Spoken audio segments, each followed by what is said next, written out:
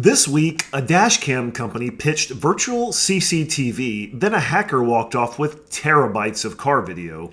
Cloud giants scramble after a Salesloft drift token spill ripples through Salesforce tenants, and an infostealer that snaps your webcam when it sees certain keywords.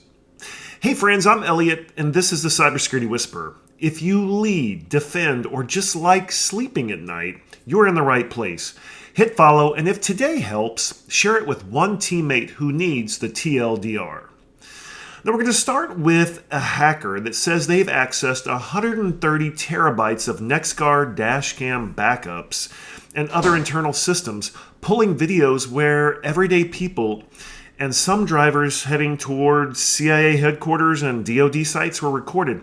Now, Nexar markets aggregated blurred imagery via products like CityStream and VirtualCam. And investigators found evidence of broad enterprise interest in this data. And so here's what went wrong. Each camera reportedly shipped with an embedded key that was too privileged. That key wasn't just for uploading your footage, it could read everyone's. And the attacker, they also poked into Nexar's Atlassian stack and they surfaced a list of organizations that evaluated or accessed the data feeds. Now, Nexar says the S3 issue has been fixed. Blurred public images continue under opt-in or opt-out rules that vary by region. But if you think about this, operational security by proxy, you have employees, contractors, even rideshare drivers can create unintentional telemetry near sensitive sites. Does blurring really equal privacy? Even with plates and faces blurred, repeated imagery plus AI can really leak patterns. And so, if you've got these, you need to make sure you update your corporate fleet or visitor policy. No personal cameras recording on approach or inside sensitive facilities. You've got to do continuous vendor due diligence on anonymized data products. Insist on data density and linkage risk assessments. And if you use Nexar-like feeds for mapping or operations, reevaluate the legal basis and retention. You've got to add CCTV on wheels to your threat model because apparently we just did. So, did you hear about the Google Mandiant? They disrupted an in-progress view site deserialization attack against Sitecore XP and XM, leveraging a static ASP.NET machine key example that lived in older deployment guides. Now, CISA, they dropped it into the known exploited vulnerabilities catalog. So if you run Sitecore, patch now, rotate keys, and scan configs for hard-coded or sample keys, you need to block the unauthenticated view state abuse, review your WAF rules, monitor for child processes that are spawned from the app pool. Threat actors read docs is not a meme. Treat sample secrets like they're toxic. Next, an attacker used stolen tokens tied to Salesloft's the Salesloft Drift AI chatbots integration to access Salesforce case data at multiple companies. Now, Cloudflare rotated 104 API tokens discovered in these ticket content. Proofpoint deactivated the app and is notifying affected customers.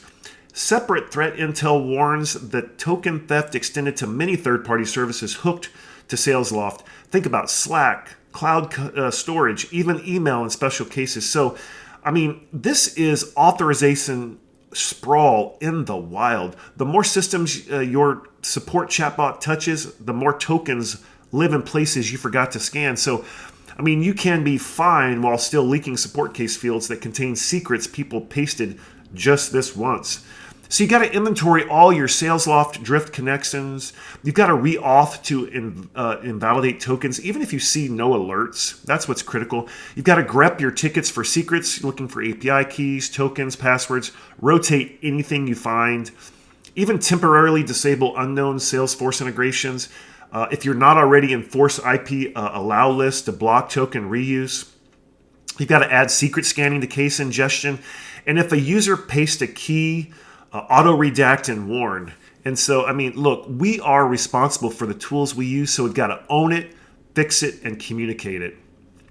Now, speaking of Proofpoint, they flagged Stealerium. I'm not sure how you say that, but Stealerium, it's a free GitHub-hosted infostealer that can snapshot screen and webcam. Get this, when the browser tabs include words like sex, or porn.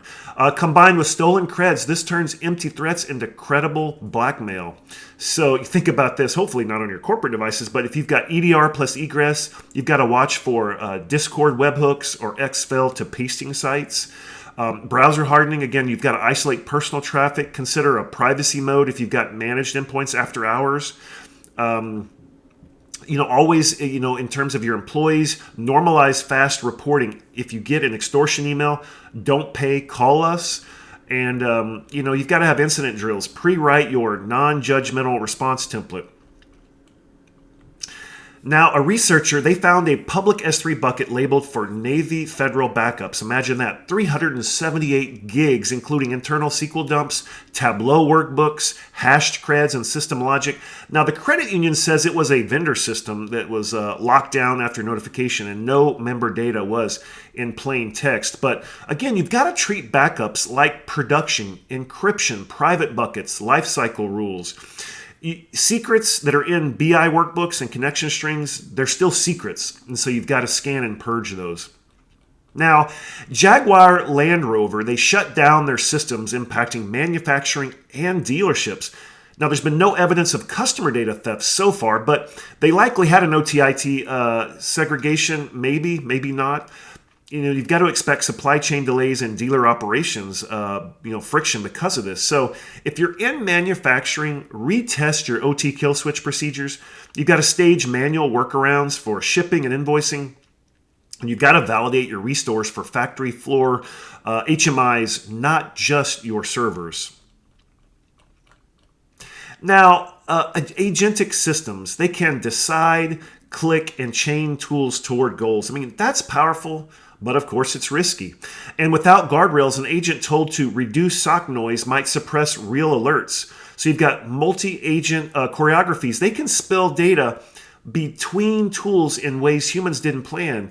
And brittle browser automations, they leak these tokens.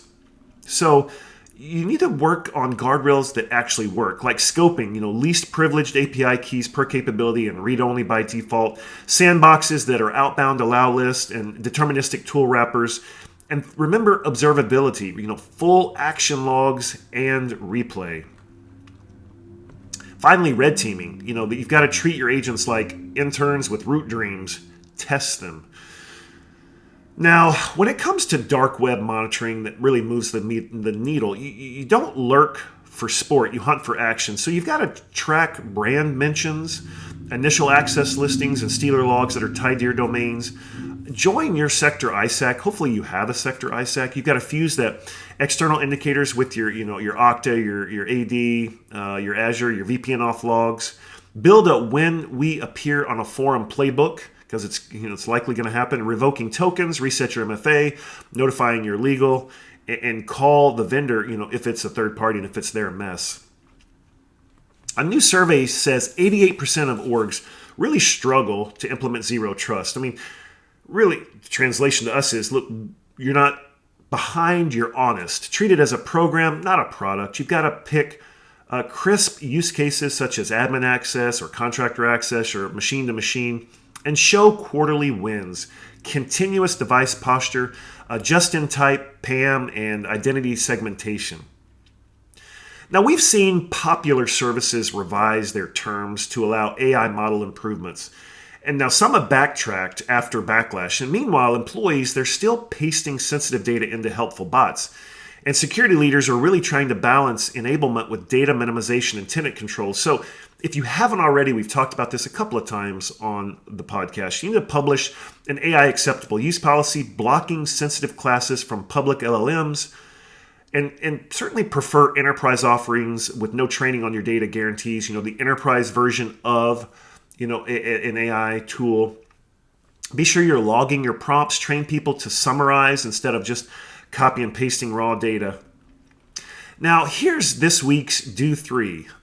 Tokens and tickets. Be sure you're secret scanning your support cases and rotating anything you find. Make sure if you have a fleet policy for vehicles, you ban personal recording devices near sensitive sites, and you update your signage and orientation. And third, Agentic AI. Make sure that you wrap agents in least privileged keys and you turn on full action logging. Well, that's the brief. I'm Elliott. This is a Cybersecurity Whisperer. Again, if this helped, rate the show, share it with a teammate, and send me the wildest breach notice you've seen this week. And until next time, patch fast, talk clearly, and be kind. Take care.